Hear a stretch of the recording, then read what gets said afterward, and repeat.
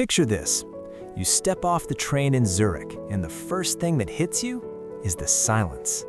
Not the kind of silence that feels empty, but the kind that feels organized. The streets are spotless. The trams arrive exactly on time, down to the second. People queue with military precision. Everything works. Everything costs. And everyone, tourist or local, quickly learns the unwritten rule of Switzerland. Quality demands payment, and payment demands quality. This is Switzerland, where the price of perfection is written into every transaction, every experience, and every single day of living. Switzerland has built a global reputation as the gold standard of European living. Nestled in the heart of the Alps, bordered by Germany, France, Italy, Austria, and Liechtenstein, this small, landlocked nation of just over 9 million people has become synonymous with wealth, precision, and natural beauty. It attracts a specific kind of visitor and resident: high-earning professionals seeking stability, wealthy retirees chasing alpine serenity, international students aiming for world-class education, tourists with deep pockets eager to experience what money can actually buy. Switzerland does not cater to backpackers or budget travelers. It caters to those willing to pay for what many consider the best quality of life on the planet. But here is the reality check. Living in or even visiting Switzerland means entering one of the most expensive countries in the world. The Swiss franc, one of the strongest currencies globally, reflects an economy where everything from a coffee to a train ticket comes with a price tag that can shock the unprepared. Yet despite the costs, people keep coming. They keep staying. Why? Because Switzerland delivers on its promise. Safety, cleanliness, efficiency, breathtaking landscapes, and a system that works. Let us start with what draws people here in the first place, the famous landmarks and places that define Switzerland on the world stage. At the top of that list is the Matterhorn, one of the most iconic mountains on Earth. Rising over 14,000 feet above the town of Zermatt, the Matterhorn has become a symbol not just of Switzerland, but of mountaineering itself.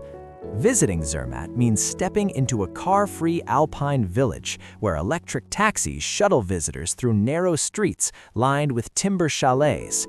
The air smells clean, the views are postcard perfect, but accessing this paradise requires financial commitment. A cogwheel train to Gornergrat, offering panoramic views of the Matterhorn, costs around 100 Swiss francs per person. That's roughly $112 for a train ride. Then there's Jungfraujoch, often called the top of Europe. At over 11,000 feet, this high-altitude destination offers access to glaciers, observation decks, and the famous Sphinx Observatory. The journey involves taking a series of trains through mountain tunnels carved over a century ago. It's an engineering marvel. It's also expensive. A round-trip ticket from Interlaken costs upwards of 200 Swiss francs. That's over $220. But here's the thing. People pay it. They pay it because Switzerland delivers an experience that feels worth it. Clean facilities, punctual transport, unmatched views. No shortcuts, no compromises. Cities like Zurich and Geneva offer a different flavor of Swiss life.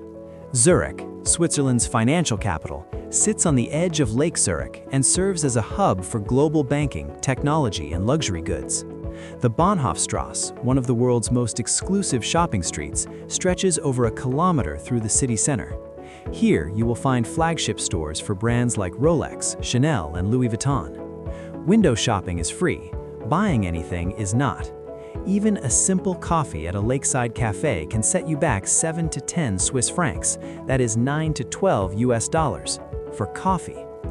Geneva, on the shores of Lake Geneva and home to countless international organizations, including the United Nations and the Red Cross, offers a blend of diplomacy, culture, and wealth.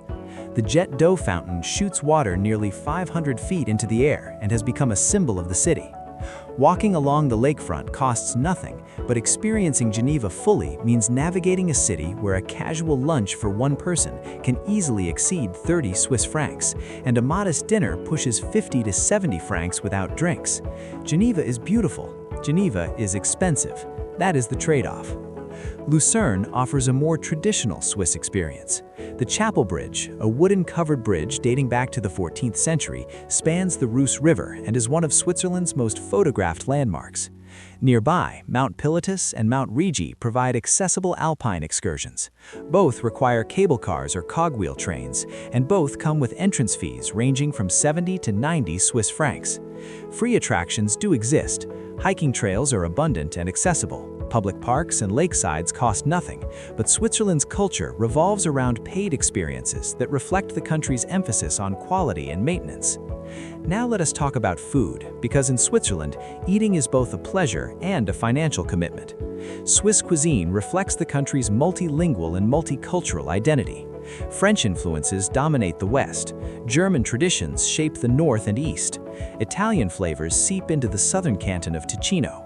The result is a food culture that values tradition, quality ingredients, and yes, high prices.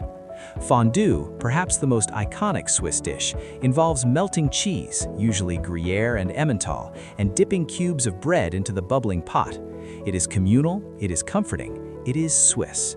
A fondue meal for two at a mid-range restaurant costs between 60 and 100 Swiss francs. Raclette, another cheese-based dish, involves melting cheese and scraping it onto boiled potatoes, pickles, and onions. It is hearty, filling, and again, not cheap. Expect similar pricing to fondue. Rosti, a Swiss-German potato dish, similar to hash browns, appears on nearly every menu across the German-speaking regions. It is simple, satisfying, and often served as a side. A main dish featuring rosti at a restaurant costs around 25 to 40 Swiss francs. For something sweet, there's bircher muesli, a breakfast staple made from oats, nuts, fruits, and yogurt. Invented by a Swiss doctor, it has become a symbol of healthy Swiss living. A bowl at a cafe costs 8 to 15 francs. Street food exists, but not in the way you might expect. Switzerland does not have a vibrant street food culture like Thailand or Mexico. What it does have is bratwurst stands, pretzel vendors, and bakeries selling fresh bread and pastries. A bratwurst with a roll and mustard costs around 10 to 15 Swiss francs. A decent sandwich from a bakery runs 12 to 20 francs. Even grabbing a quick kebab, one of the more affordable fast food options, costs 15 to 20 francs. Budget eating in Switzerland means cooking at home. Groceries are expensive, but more manageable than restaurant dining. A loaf of bread costs around 4 francs. A kilogram of chicken is 20 to 25 francs. A dozen eggs runs 6 to 8 francs. Vegetables and fruits are pricey, but supermarket chains like Migros and Co-op offer reasonable options compared to dining out.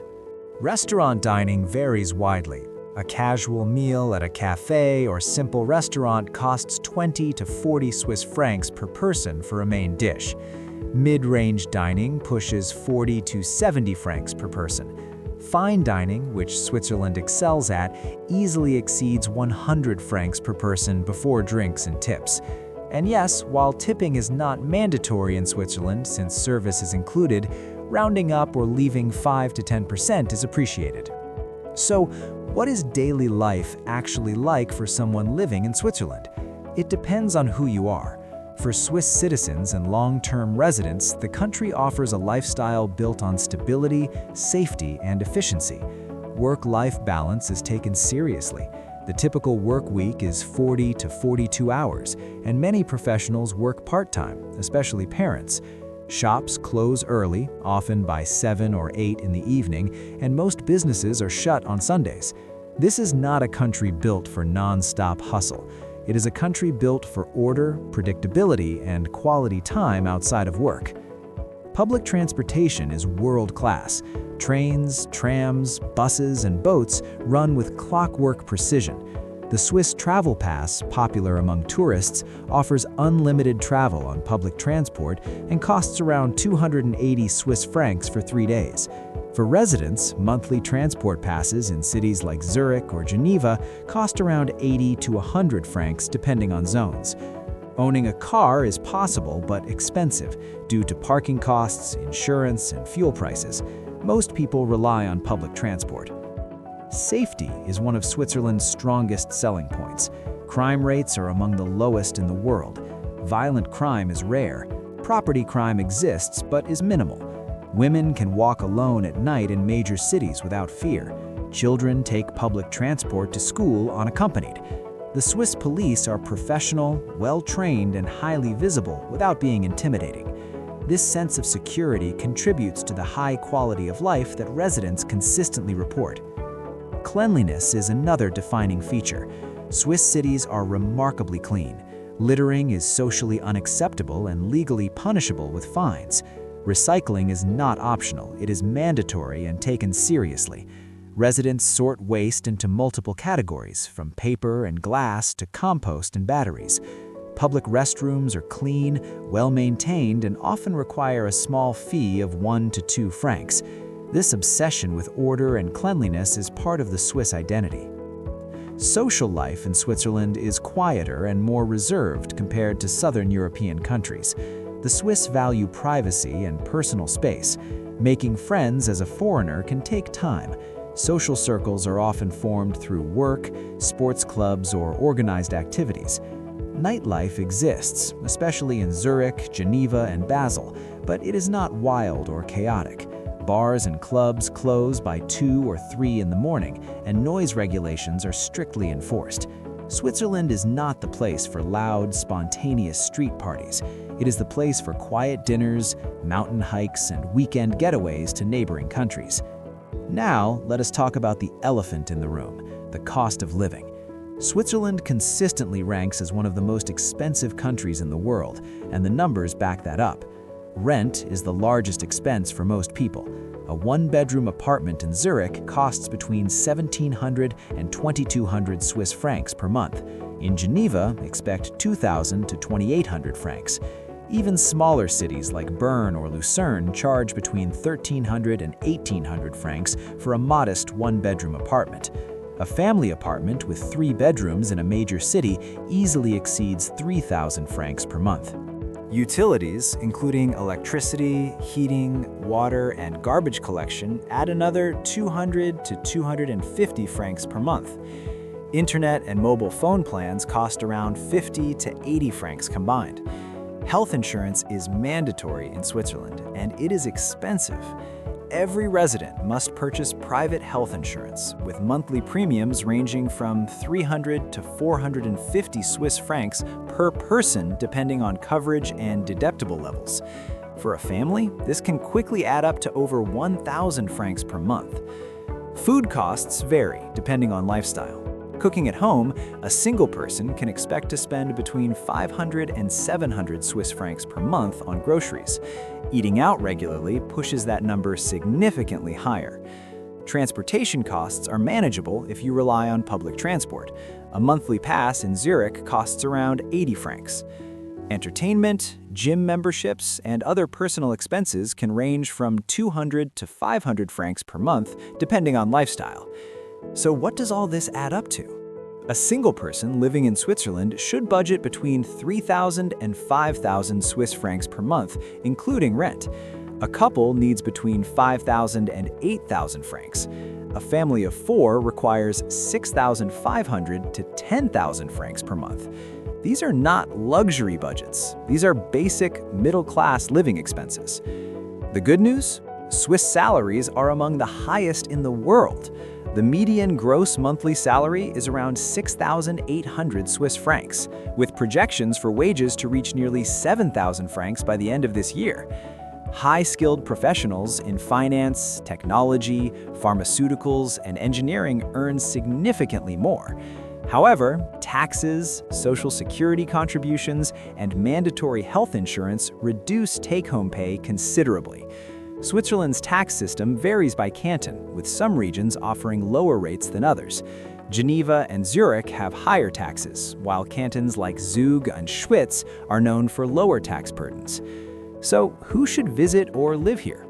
Switzerland is ideal for people who value order, safety, and natural beauty. It is perfect for families seeking a stable environment with excellent schools and healthcare. It attracts professionals in high-paying industries who can afford the cost of living. It appeals to retirees with significant savings looking for peace and security. It is a magnet for tourists who want to experience alpine landscapes, luxury shopping, and world-class infrastructure. But Switzerland is not for everyone. budget travelers will struggle. The cost of accommodation, food, and transport makes shoestring travel nearly impossible. Young people starting their careers may find it difficult to save money despite decent salaries. Extroverts seeking vibrant nightlife and spontaneous social scenes may find Swiss culture reserved and formal. Non-German, non-French, and non-Italian speakers may face language barriers, especially outside major cities. And anyone expecting warm, immediate friendships may need patience. Building social connections in Switzerland takes time. Let us be honest about the pros and cons. On the positive side, Switzerland offers unmatched safety and security. The crime rate is low and public spaces are well maintained. The public transportation system is one of the best in the world. Trains, trams, and buses run on time every time. The natural beauty is staggering.